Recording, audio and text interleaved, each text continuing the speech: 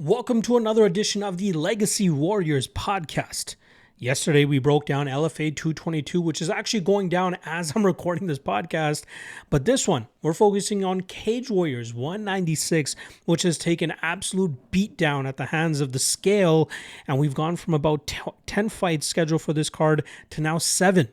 We even had the main event fall out as both guys ended up missing weight and the fight ended up getting canceled. I believe it was Shirzad Kadrian and Elton Armindo. Now we got Jordan Vucenic returning to the Cage Warriors scene, getting elevated to the main event, although we do have a title fight in the co-main event between Solomon Simon and short notice debutant Kike Araujo. So let's quickly get into this 7-fight card. Just quick reminders though, UFC 322 going down tomorrow. Just check out my full YouTube page as I've dropped plenty of segments and different content for that card. But to cap it off, Saturday on Fight Day from 1 p.m. Eastern to 2 p.m. Eastern, I'll be doing a Fight Day live chat for YouTube members only, and then I'll get right into the fight companion for UFC 322 from the first prelim all the way to the main event. I'll be doing it for members only on YouTube, so hit that join button below if you are interested in joining up. Only $2 a month for 2 guaranteed streams a week, including a fight companion for the pay-per-view cards. All right. 7 fights to talk about for this Cage Warriors 196 card. Let's get right into it. First fight up, we got Perkins coming in at plus 135, going up against Kieran Brady, who comes in at minus 155. Perkins 3-0 as a pro, but a very boring fighter, if I must say so myself. It was excruciating to watch the tape on him. Obviously, he had that grinding win over Tommy Brunning. Then he followed that up with a even worse grinding approach in his last matchup for Fight Star Championships, I believe it is. Doesn't do a whole lot of damage from that top position, but does a decent job in terms of controlling his opponents. He's going up against Kieran Bradley, who came through as a big minus 800 favorite last time around against Giovanni Fernandez, showcasing his solid grappling style, good BJJ, good control, landing damage, and threatening with submissions. Brady does have a pretty bright future if he continues improving at this rate. The issue in this matchup, I think that Brady is the better fighter. I think he's the better BJJ specialist, but it's really the athleticism and physicality of Perkins that gives me some hold up on the Brady side of things here. If Brady was the dog, I'd probably take a shot on him there, but I feel like this fight will play out pretty close. I'll give the edge to Brady as I think he's a little bit more dead set on landing damage and actually looking for fight finishing sequences, whereas Perkins is more so just happy to control positions and just bully his opponents in the clinch or on the ground. I think Brady wins. I think the over 2.5 is not too bad either, but I'll pass on this minus 155 line. Our next up, we got Paull coming in at plus 245, going up against Vetrila, who comes in at minus 290. Now, Paull is still trying to really get some consistency going after falling short on the Contender series a few years back when he got knocked out by the Argentinian fighter that I just count, Esteban Ribovics. That was a first-round knockout victory for Ribovics that night. But Paull is now 2-3 over his last 5 fights. He's utilized a grapple-heavy approach to get a win over a French striker, and then he was able to pick up a split decision win for a smaller promotion back in March. He's a power puncher, has a mediocre grappling game, but I don't think he's all that great, and that kind of makes sense why he is plus 245 in this matchup. Vetrila is a training partner of Jordan Vucenic and Pell, who fights in the next matchup. Vetrila comes from a kickboxing background with very slick combinations, very fast 1-2s down the pipe, good footwork. His only loss came against somebody that just utilized a smothering grappling approach, and Vetrila has improved his grappling for sure, but that night he just had no answer for it. Here against Paull, I expect Paull to utilize big shots and try to close that pocket and eventually get to some of his grappling, but I think Vetrila will showcase good takedown defense, good footwork, counter-striking, and I think he eventually finds that big shot on Paull to put him away. I like Vetrila here. I don't mind that chalk on him either, but I also don't mind the under 1.5 at plus money, but I'm going to go Vetrila and Vetrila by knockout. All right, next up, we got Pell coming in at minus 800, going up against Guimaraes, who comes in at plus 550. Pell a training partner of Jordan Vucenic, a guy that I haven't been all that high on throughout his career.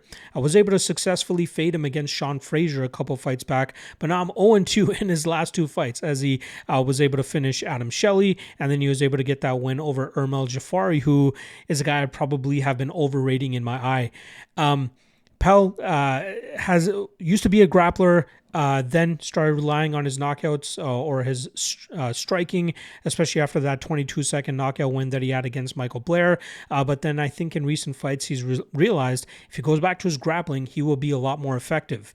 Now he goes up against Bruno Guimaraes, who makes his Cage Warriors debut after going 3-1 under the Jungle Fight banner, but is now looking to bounce back after a split decision loss in his last matchup. This guy really likes to come forward, try to get to the grappling realm. He can be reversed. He can be put into submissions. He looks a little bit uncomfortable in the striking realm, although he does throw with some good heat. And he's no pushover. He's no slouch. At plus 550, I wouldn't hate anybody taking a little bit of a shot on the Brazilian here, but knowing that Cage Warriors is backing Pell completely here, I think they would bring in a guy that they feel he could beat, and I think Pell probably had final say in terms of who he's going to go up against, and I think he saw enough holes in Guimaraes' grappling game that this would be a very fun fight for Pell to grind this fight out, deal with a little bit of adversity maybe here and there, but for the most part, I expect Pell to get to his grappling and really cause Guimaraes a lot of problems, and I think Pell probably gets the finish over 1.5 rounds. But minus 800? Nah. All right, next up, we got Ali Sarwa coming in at minus 205, going up against Thomas Gronvall, who comes in at plus 175. Now, Sarwa is a guy that I've been pretty high on throughout his Cage Warriors career. He has an undefeated record so far, pretty much finished all of his opponents, with the exception of his last matchup against Damiano Skogna. That was a close-ish fight, close first round. I thought Sarwa won round 2. Third round, obviously, his opponent won, but it seemed like the amount of grappling that Sarwa had to do in that matchup really drained his gas tank and caused him to just give up that third round, feeling confident enough that he won the first 2 rounds. But at his best, he picks his opponents apart on the feet, utilizing good stinging power, good combinations, and great kicks as well.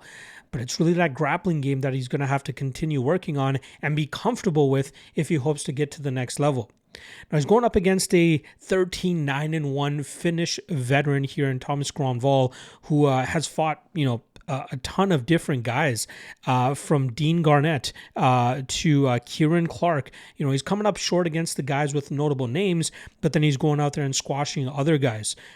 He's still only 31, so he's clearly in his prime, and a guy with very good durability. He's only been finished once out of his 9 losses, and that loss came against Khurshid Kakarov, who's a very solid regional fighter as well, but that took him into deep water to get Gronvall out of there.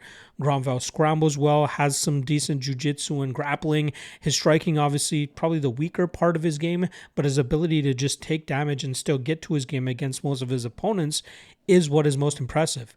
This is easily going to be the toughest fight of Sarwa's career, so to see him entrenched at minus 205 is a little bit precarious, I think. I think this is one of those spots where Gronvall, if his durability holds up early, he can really put it on Sarwa and force Sarwa to grapple with him. Sarwa could have early success with how good he's been scrambling as of late, but Gronvall is not a guy to be overlooked. I get it. He has a salty record, nearing a 500 record at this point, but given the right stylistic matchup and given the right scenario, this is a guy that can really pull off an upset. And I'm going to lean with him here over Sarwa. Sarwa, if he doesn't starch him right off the bat, I'd be surprised if he looks minus 205. Seeing how he looked in the third round of his last matchup, Gronvall will surely make him work more than Damiano Skogna did. So if Gronvall can get to his grappling, get to some control positions, stay busy in the scrambles, he could really make this one look good for him. So, I'm going to go Gronvall here, and Gronvall by decision. I also like the over 2.5. Our next up, we got Giovanni Scott coming in at minus 350, going up against Michelangelo Lupoli, who comes in at plus 285. Now, Scott came up short in his last matchup, which was actually for the Cage Warriors Championship, as he came up short against Shad Hack by split decision. It was a very close fight where Scott had some good success later on in that matchup, but Hack just finds his way here and there, landing damage, good takedowns, good control. He is probably one of the most underrated champions that Cage Warriors has ever seen, yet he continues to go out there and get the win. And he was able to do that against Joanny Scott last time around. Scott, a guy that's been a headhunter in the past, has really started to take to the grappling game, whether it's defensively or offensively, and done a very good job in those spots. Obviously, training under an MMA genius like Brad Pickett helps, and I'm sure that they're going to continue to round out Scott's game and, get him to the next level, which is where I believe he belongs. Even though he only has one knockout victory, is it one? I believe it's one, maybe two. But he doesn't have a whole lot considering how much vitriol he throws with. Maybe that's something that we're going to see him start to improve on in terms of how to land that power and actually get his opponents out of there. Now he's fighting Michelangelo Lupoli, who is a solid striker himself. He's disciplined, he's tactical, but a little bit low output at times, which has gotten him in trouble in the past. Last time around, he took on former title challenger Dylan Hazan, and Hazan kept him pinned against the cage for at least 14 minutes of that 15-minute fight, but he could not land a takedown, and Lupoli was able to land good enough damage while defending to win that fight on the scorecards. Normally, Lupoli likes to tread around at distance, utilize combinations, utilizing his speed, unorthodox striking at times, but he's more of a striker than anything, but he has shown some flaws in his grappling game in the past. I was impressed with his takedown defense against Hazan, but if he fights somebody that can set up the takedowns better than Hazan, he might find himself in trouble. And this is one of those fights where he could find himself in trouble. I think Scott can get the respect of Lupoli on the feet and then surprise him with a few takedowns, some clinch work. But I think it's going to be the activity and physicality of Scott that ends up getting him the win here. Although I wouldn't fade Lupoli with a minus 350 favorite. Lupoli is capable of pulling off the upset, landing big shots of his own, but I fully expect Scott to get to his grappling when he feels like things are not going that great for him, and I think he'll be successful in doing that. I won't take the chalk on him, but I will take him to win this fight, and I think he wins it by decision. All right, next up, we got the Cage Warriors title fight. I believe this is for an interim title. I'm not 100% sure. But what I do know is that Solomon Simon, who comes in at minus 1,400, took 3 attempts to make the weight, and he did.